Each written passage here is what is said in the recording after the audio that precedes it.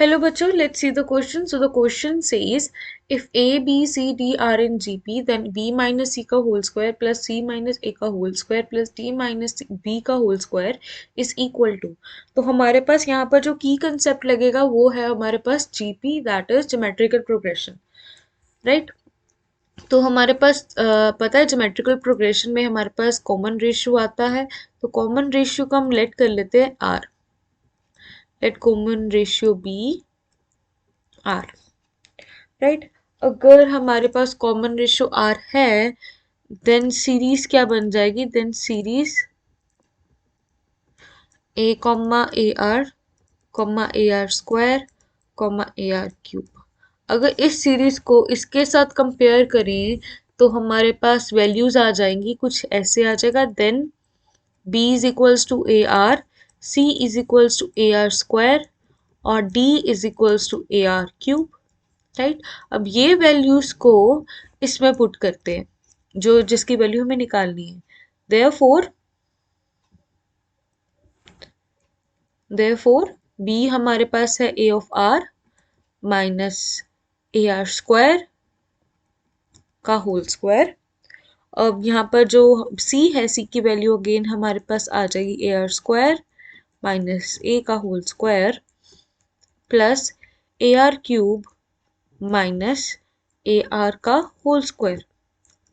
अब यहाँ से ए आर मेरे को अगर कॉमन निकालना हो, ऊपर स्क्वायर है तो ए स्क्वायर आर स्क्वायर कॉमन निकलेगा, अकेला ए आर नहीं कॉमन निकल पाएगा, तो अंदर आ जाएगा ए आर कॉमन निकल गया हुआ है तो 1 माइनस आर का होल स्क्वायर।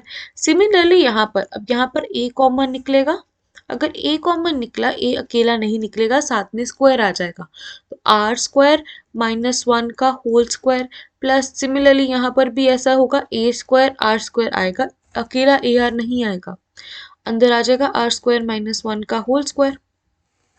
अगर इसको सॉल्व कर ले, इसको अगर खोल दें पहले तो ए स्क्वायर कॉमन आ जाएगा तो अंदर क्या रह जाएगा, आर स्क्वायर 1 माइनस आर का whole square plus r square minus 1 का whole square plus r square minus 1 का whole square.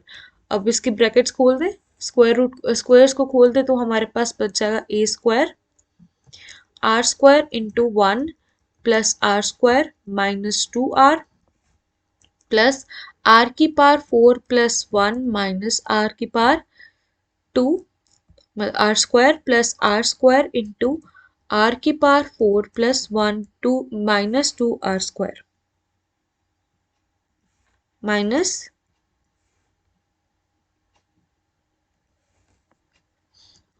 2 r square. So what will do now, अब अंदर मल्टीप्लाई कर देंगे, अगर अंदर मल्टीप्लाई किया तो हमारे पास रह जाएगा a square r square plus r की power 4 plus minus 2 r cube आ जाएगा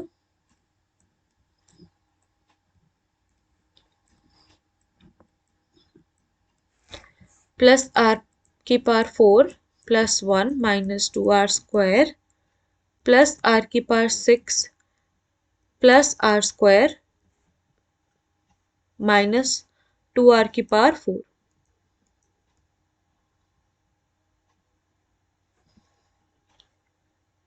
okay, so everything is written down now. अब यहाँ पर अगर देखिए, यहाँ पर माइनस 2 आर स्क्वायर और ये एक आर स्क्वायर और ये आर स्क्वायर कैंसिल आउट कर जाएंगे, r square plus r square 2 r square आ जाएगा और 2 r square minus 2 r square cancel out हो जाएंगे, plus 2 r square minus 2 r square ये कैंसिल आउट कर देते हैं। यहाँ पर आगे देखिए 2 आर क्यूब है, कोई टर्म रह नहीं गई, राइट, सारी टर्म हो गई। 2 आर स्क्वायर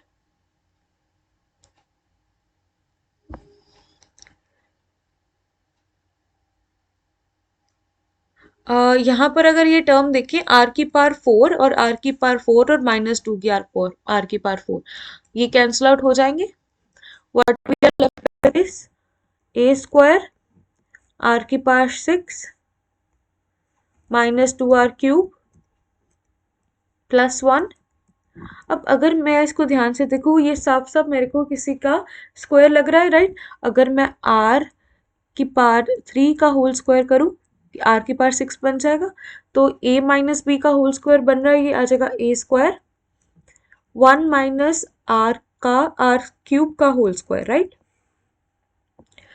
तो अगर मैं इसको ए स्क्वायर को अंदर लेकर जाना चाहूँ, जैसे पीछे मैंने जब कॉमन बाहर निकाला था तो उसके साथ स्क्वायर लेकर बाहर निकले थे, अब अंदर लेकर जाना तो स्क्वायर हट जाएगा, तो यहाँ पर आ जाएगा a minus a r cube का होल स्क्वायर।